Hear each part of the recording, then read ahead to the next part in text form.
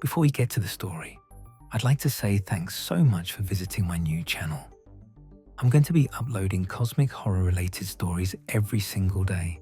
So if that sounds good, please drop a like and don't forget to subscribe. It means a lot, especially when just getting started. I hope you enjoy the story. I've worked at the Cold Water Radio Telescope Array for 22 years. Most people don't know we exist. A cluster of massive dishes out in the New Mexico desert, pointed at the sky, listening for signals that never come. I'm not a scientist. I'm an electronics technician. I keep the equipment running, troubleshoot problems, make sure the astronomers have functional tools when they need them. My name is Wade Prescott. I'm 46 years old and I work the night shift. Have for 2 decades now. I like the quiet, the solitude, the rhythm of checking systems and monitoring equipment while the rest of the facility sleeps. The dishes hum and turn, tracking points in space that mean nothing to me, but everything to the researchers who spend their careers hoping to hear something from the void.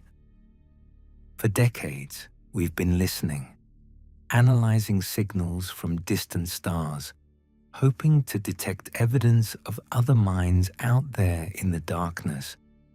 We've also been transmitting, sending messages into space, mathematical sequences, images of humanity, invitations to respond. Hello, we're here. Is anyone listening? I always thought it was a long shot. The young scientists would arrive full of hope and leave years later, resigned to the silence. The universe, it seemed, had nothing to say to us. I was wrong about that. The universe had plenty to say.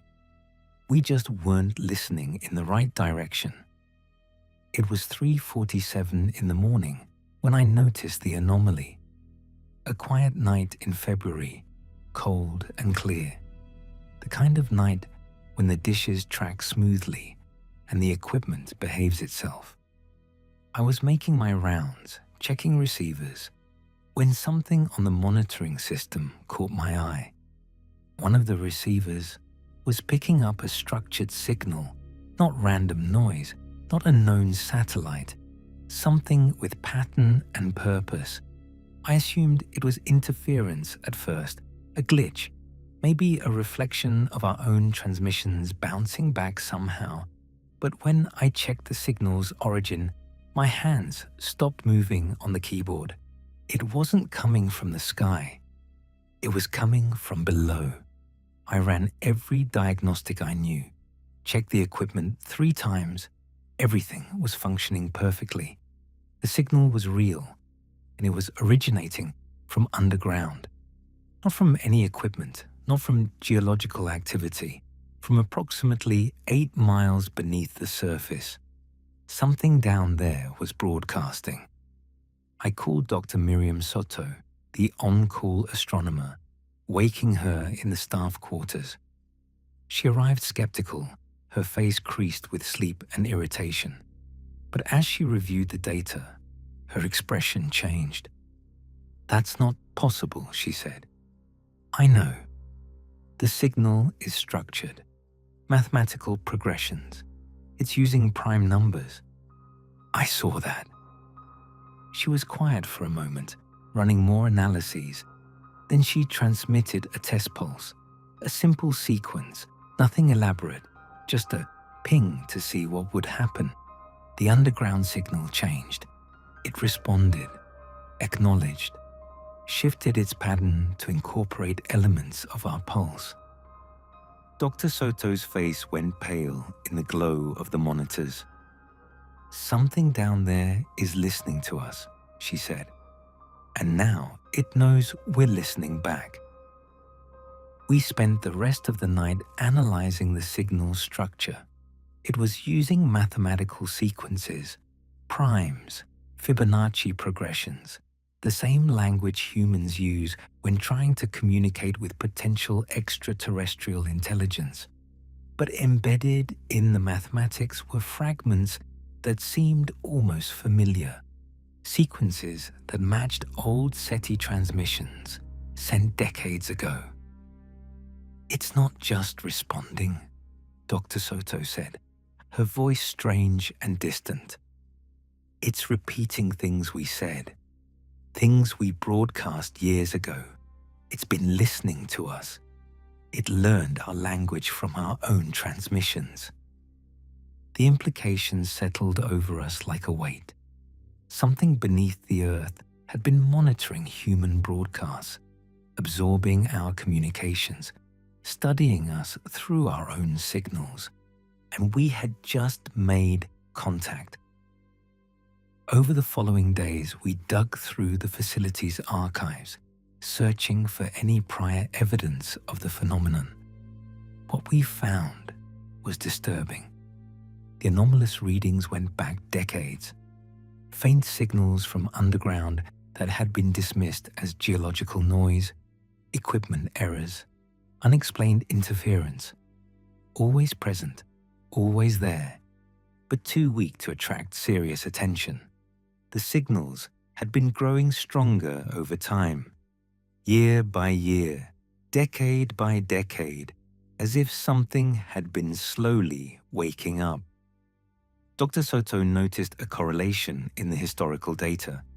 The underground signals grew stronger whenever the facility transmitted into space. Not immediately, delayed by hours or days, but consistently. Every time we called out to the cosmos, something down there heard us, and it had been responding for decades. We just weren't listening in the right direction. Whatever was beneath us hadn't just been hearing our deliberate transmissions.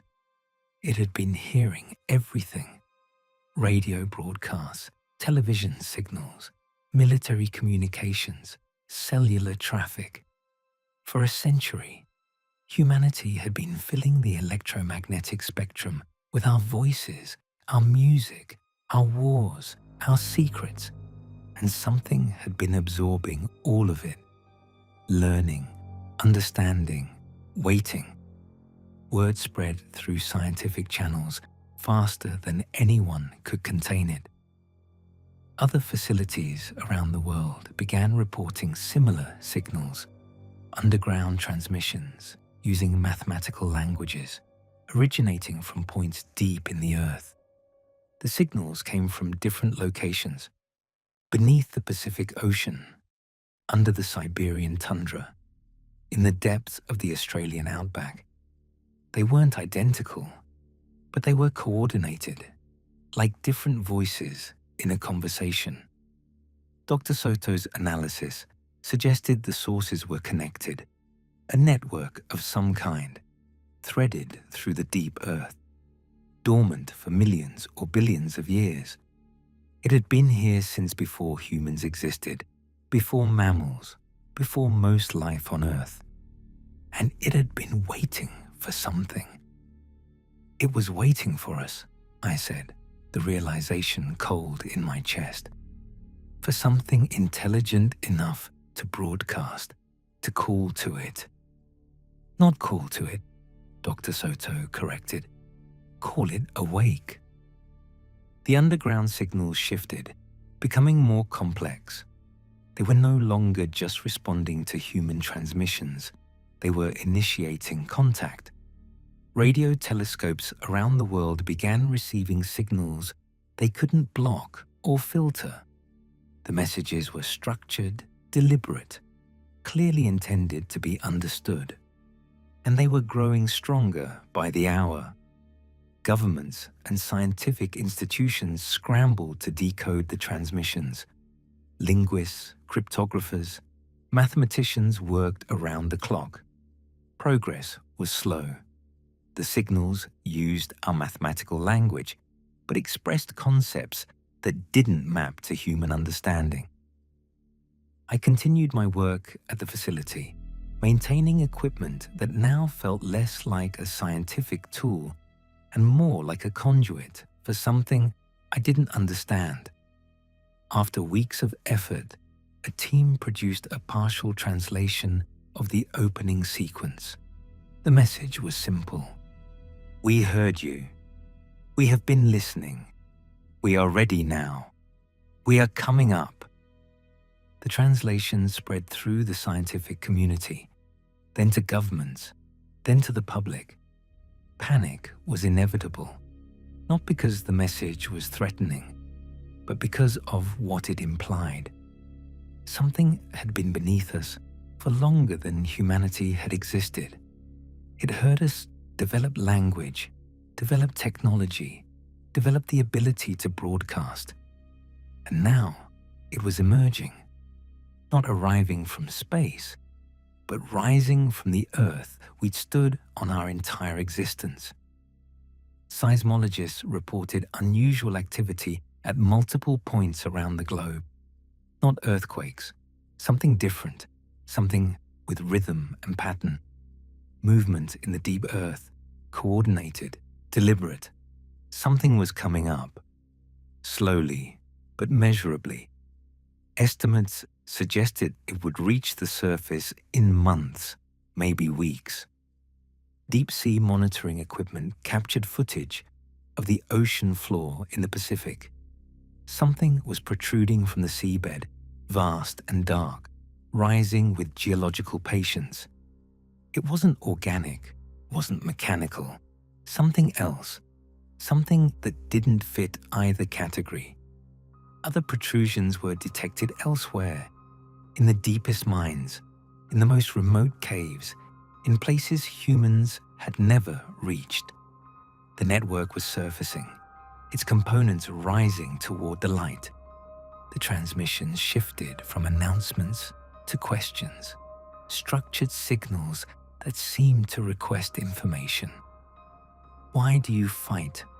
Why do you hide from each other? Why do you speak in ways that are not true? The questions were unsettling, not because they were hostile, but because they were perceptive. Whatever was asking had studied our broadcasts, our entertainment, our news, our wars. It had seen the full scope of human behavior, and it was confused. International bodies crafted responses, trying to explain human nature to something that had watched us for a century. The responses felt inadequate. How do you explain war, deception, cruelty to something that has only observed from the outside? How do you justify the worst of humanity to something that heard it all and doesn't understand? I realized what frightened me most wasn't that the thing might be hostile. It was that the thing might be judging. It heard every broadcast we ever sent, every war report, every propaganda piece, every screaming headline. It knows what we are, truly, without the filters we use on ourselves, and whatever it decides about us will be based on the unvarnished truth of our own voices. The first breach occurred in Central Africa, far from major population centers. Cameras captured what emerged, a structure of impossible scale, rising from the earth like something being born. It wasn't alive in any recognizable sense. No movement, no biology, no obvious function. But it was clearly manufactured, clearly intentional, clearly the product of intelligence.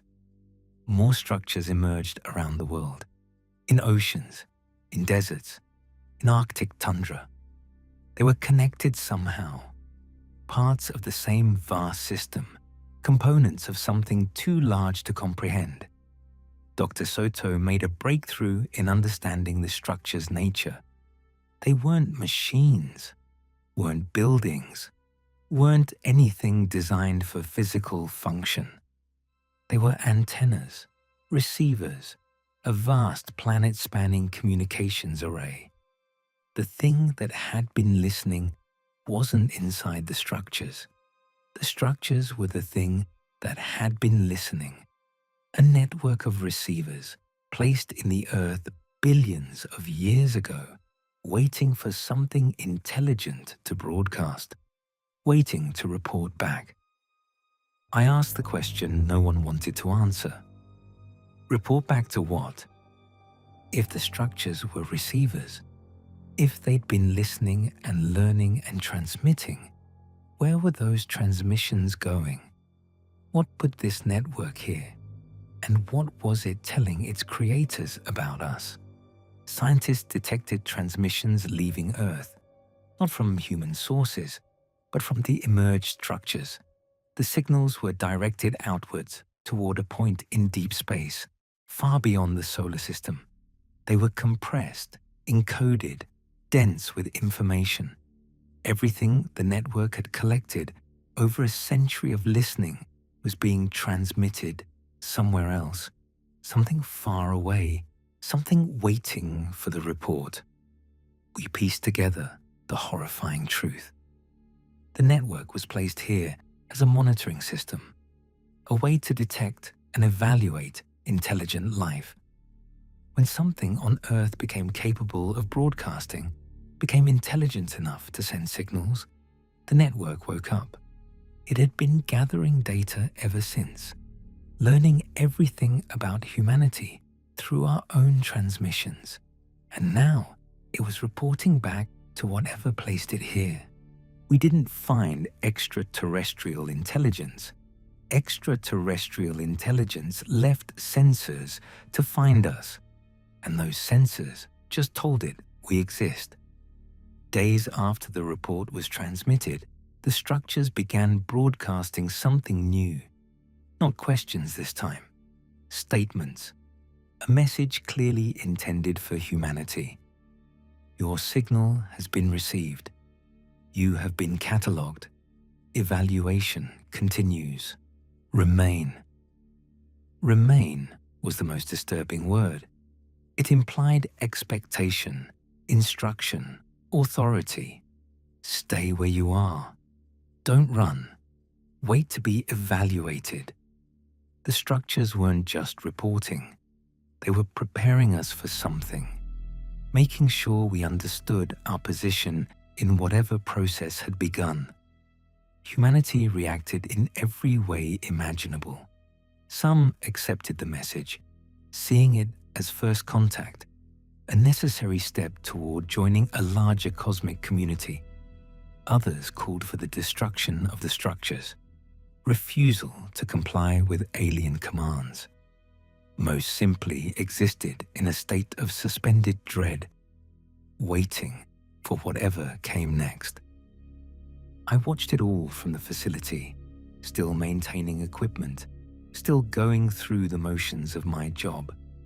The original purpose of the array, searching for signals from space, had become irrelevant. The signals had found us instead.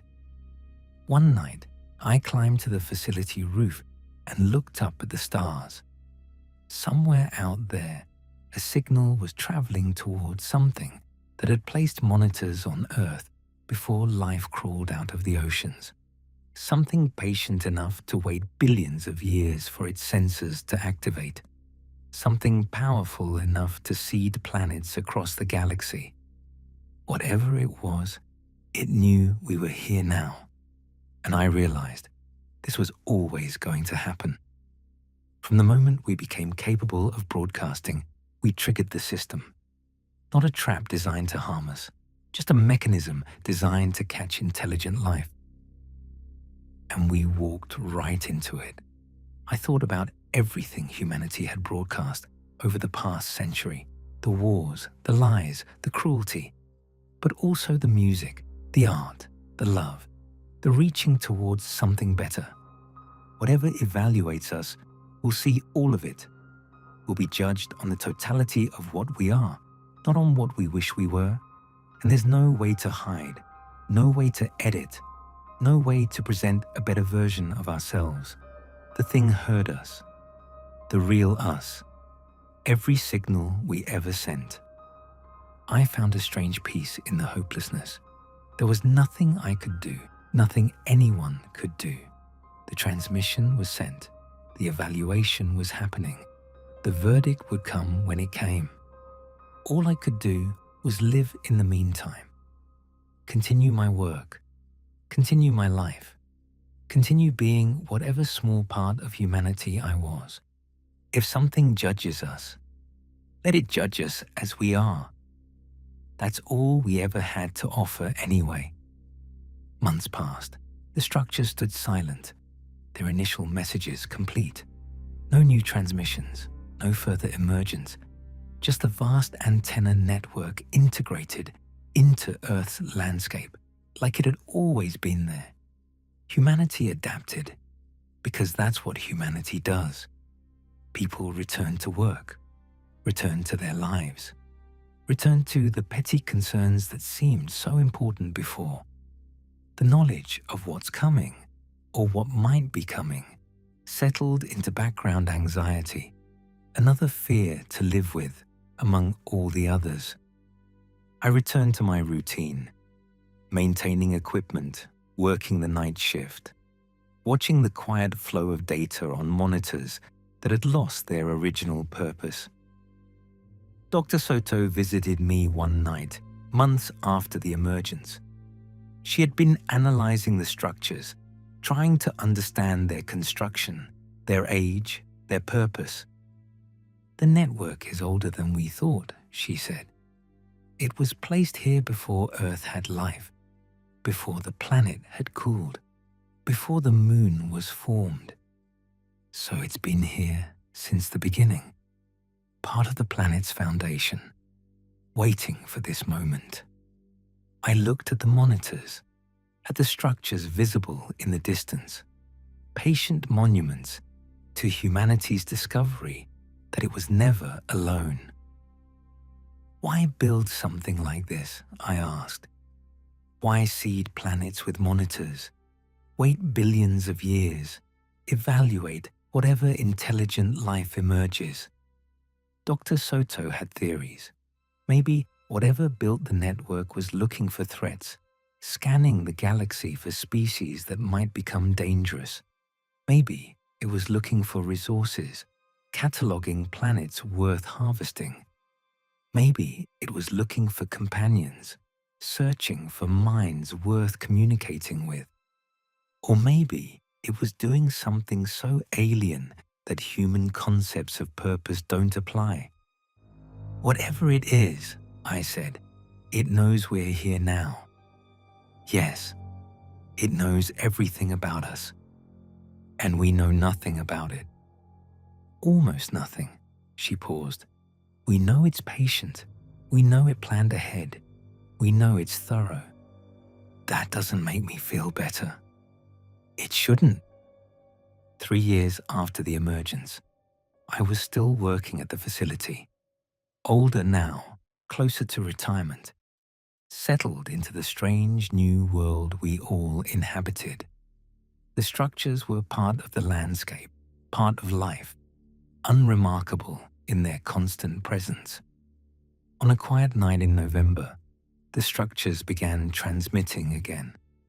Not questions, not commands, something different, a response clearly originating from beyond the solar system. Something had received the report about humanity. Something had sent a reply.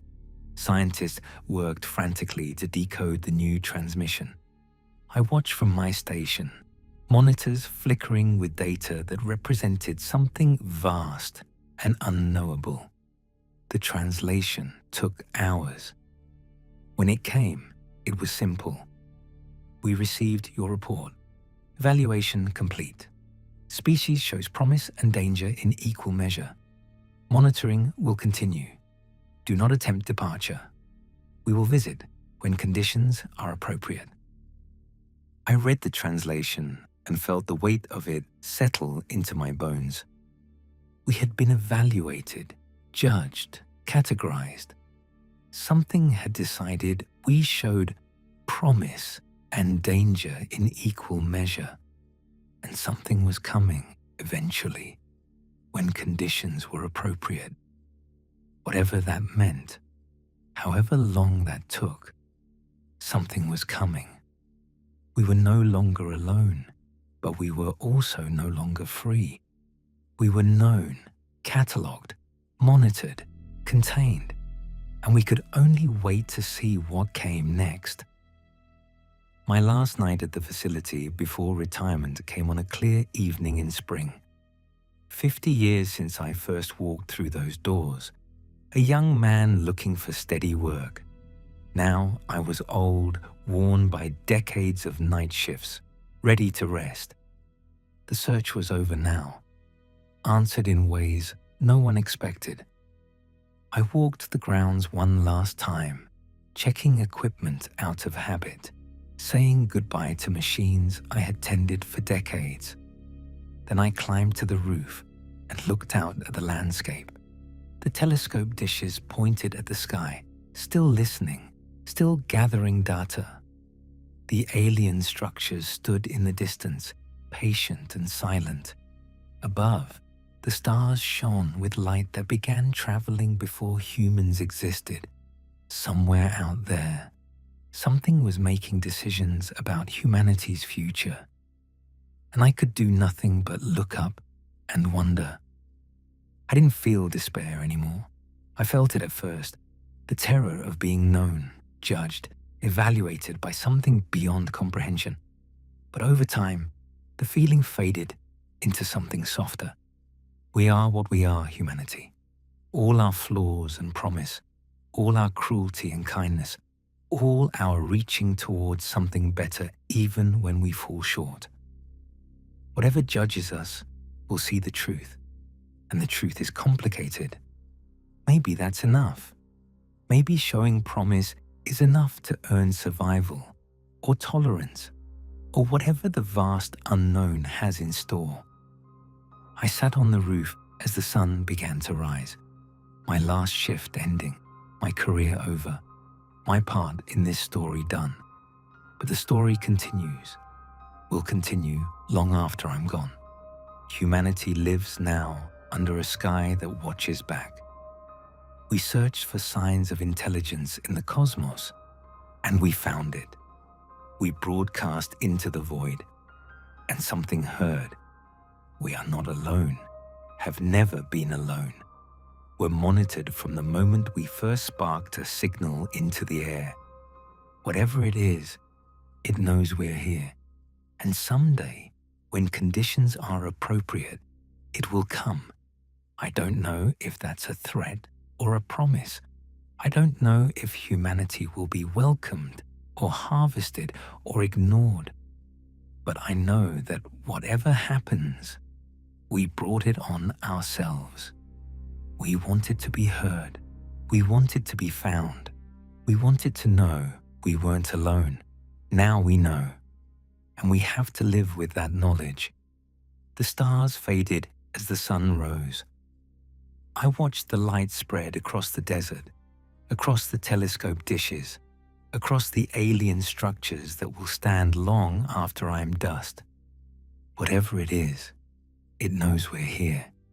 And we know, finally, that something is out there. The silence is over. The waiting has just begun.